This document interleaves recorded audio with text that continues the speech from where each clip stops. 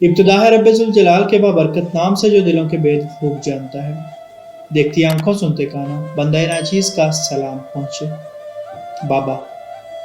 پچھلی شب لاہور ایئرپورٹ کے منظر نے سب کی توجہ اپنی جانب مبذول کرا لی۔ یہ ڈیپارچر لاؤنج تھا۔ کوئی 2 برس کی بچی تھی۔ باپ خدا حافظ کہہ کر مسافروں کی قطار میں لگ گیا تھا۔ بچی نے جب اندازہ کیا کہ بابا چھوڑ کر جا رہے ہیں، وہ اتنی بلند آواز سے روئی کہ اس کا تڑپنا دیکھا نہ جاتا تھا۔ 3 لوگ جو گاڑی میں ساتھ آئے تھے اس کو کنٹرول کرنے کی کوشش کر رہے تھے، لیکن اس کی زبان پر یہی تھا، بابا باس، بابا باس۔ وہ ہاتھ اٹھا کر قطار کی طرف دیکھ کر مچل رہی تھی۔ میرے پہلو میں کھڑی ساتھی بولی، بچی کی چیخو پکار پر تو سب سماعتیں متوجہ ہو گئیں، مگر بابا کا دل تو کسی کو نظر نہیں آ رہا۔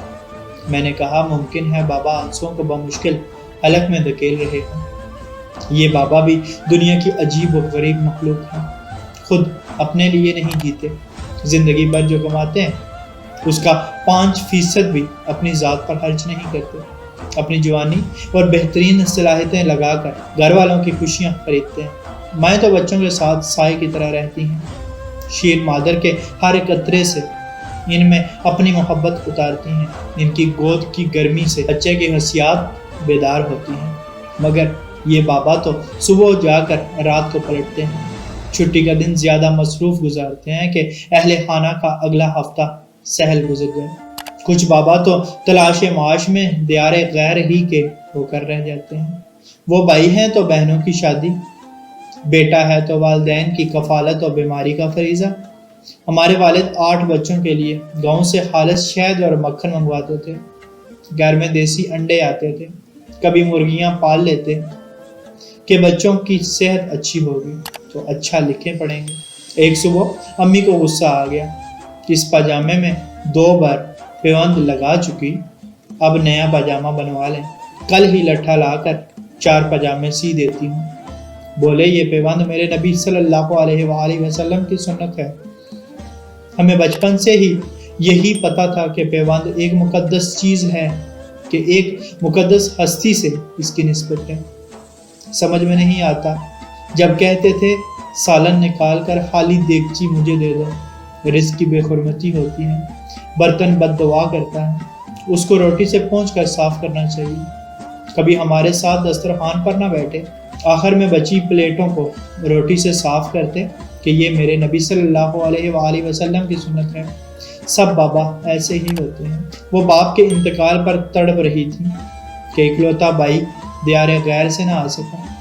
ابا نے قسم دی تھی کہ اس کو میرے کینسر کا نہ بتانا، زندگی بھر کی جمع پونجی خرچ کر دے گا میری بیماری پر۔ آپ ہی جانیں، گھر کے 4 کمروں میں ایئر کنڈیشن ہوں تو صرف امی بابا کے کمرے کا نہیں چلتا۔ جب بچے ناراض ہوتے ہیں کہ ہیٹ ویو میں بھی خیال نہیں رکھا اپنا، تو ایک معصوم سا عذر کہ بیٹے مصنوعی ٹھنڈک سے ٹخنوں کی ہڈیاں متاثر ہوتی ہیں۔ یہ بابا لوگ بڑے مضبوط ہوتے ہیں، اپنے دکھ کو تشتری میں سجا کر تھوڑی پیش کرتے ہیں۔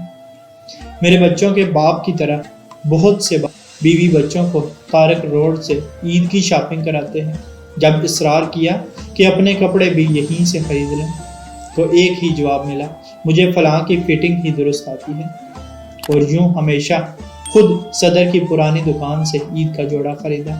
ہمارے سماج میں خون پسینے کی گاڑی کمائی سے بچوں کو جوان کرنے والے بابا مارے حیا کے کبھی جوان بیٹوں سے ان کی تنخواہ تک نہیں پوچھتے، کبھی فرمائش نہیں کرتے، خود کو گھر کے کونے تک محدود کر لیتے ہیں کہ زیادہ چلت پھرت سے دوسروں کی پرائیویسی متاثر نہ ہو۔ اللہ پاک ہمارے والدین کا سایہ ہمیشہ سلامت رکھے اور ہمیں ان کی خدمت کرنے کی توفیق عطا فرمائے۔ اللہ پاک آسانیاں حاصل و تقسیم کرنے کا شرف عطا فرمائے۔ آمین۔ جزاک اللہ۔